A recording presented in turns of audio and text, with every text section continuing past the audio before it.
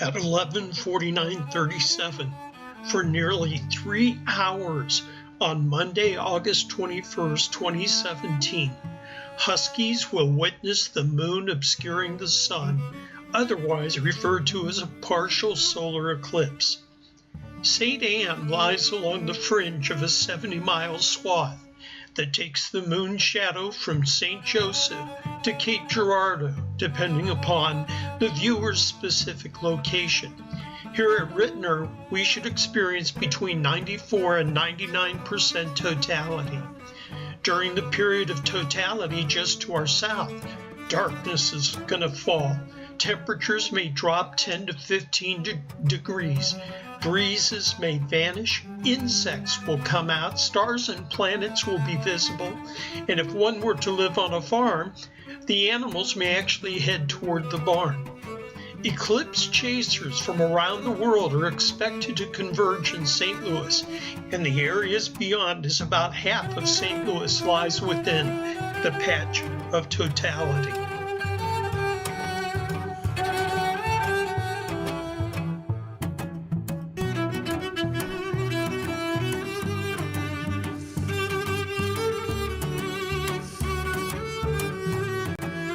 This is a scale model of the Earth and Moon at a scale distance.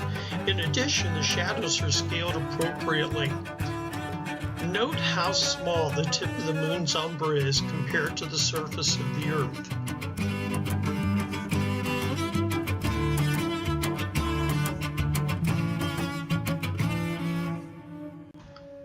The last time a total solar eclipse occurred in the greater St. Louis area was in 1442.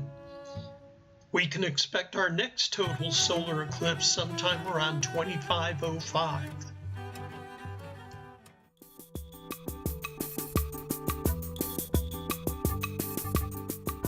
In order to understand the celestial mechanics of total solar eclipses, it really helps to make a three-dimensional model of the Earth, the Moon, and the Sun. So once a year, the Earth is going to move around this orbit. The yellow string represents the plane of the Earth's orbit around the Sun, the plane of the ecliptic. The hula hoop represents the plane of the Moon's orbit around the Earth. If they were in the same plane, then once a month, the Moon would move on the line between the Earth and the Sun, and there would be a total solar eclipse every month. However, the Moon's orbit is tilted by 5 degrees, so that as the Moon orbits, it can pass way above the plane of the Earth's orbit around the Sun.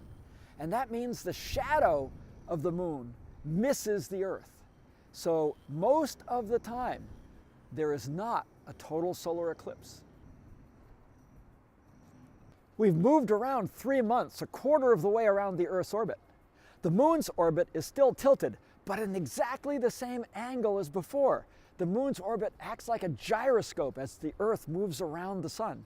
Now, as the Moon comes around, it crosses the plane of the Earth's orbit. It gets between the Earth and the Sun, and now it can cast a shadow on the Earth and make an eclipse.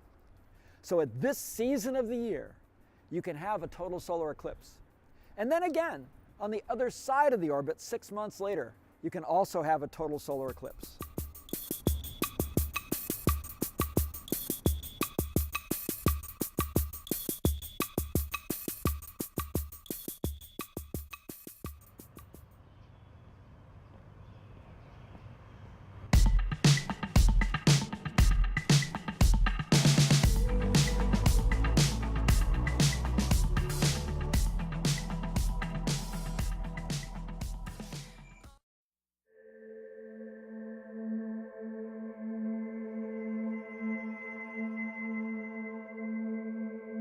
On March 20th, 2015, the shadow of the Moon will cross the surface of the Earth and create a total solar eclipse. By calculating the position of the Earth and the Sun on this date, we can produce several visualizations of the shadow. First, we have the Moon's orbit leading up to the eclipse. Here, the Earth, Moon, shadows, and orbit are all to scale. Now, what will the solar eclipse look like from space? From well beyond the Moon's far side, the shadow appears circular. Viewed from above the location on Earth where maximum eclipse will occur, the shadow would appear elongated. It hits the Earth near a point south of Greenland and departs very near the North Pole. The central black dot you see is the umbra, where the sun is completely covered by the moon. The fainter, much larger shadow is the penumbra, where the sun is only partially obscured. The Faroe Islands of Denmark and the Svalbard Islands off Norway are in the path of the umbra, while the penumbra covers all of Europe and extends to North Africa and Russia.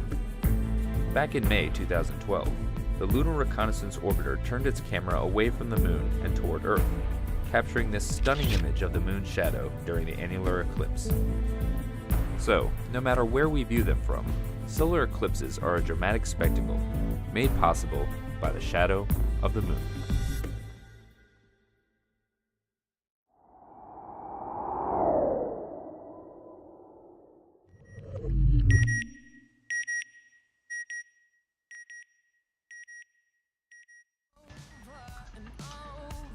Whether you're in the partial or totality paths, everyone must use eclipse eyeglasses to prevent damage to your eyes. If you know anyone located in the totality path, they can remove their solar glasses only when the sun is completely covered by the moon. Since we are only partially eclipsed, please use your eclipse glasses. We won't need telescopes. The event happens quickly, and this extremely rare phenomenon is best viewed with the properly protected eyes.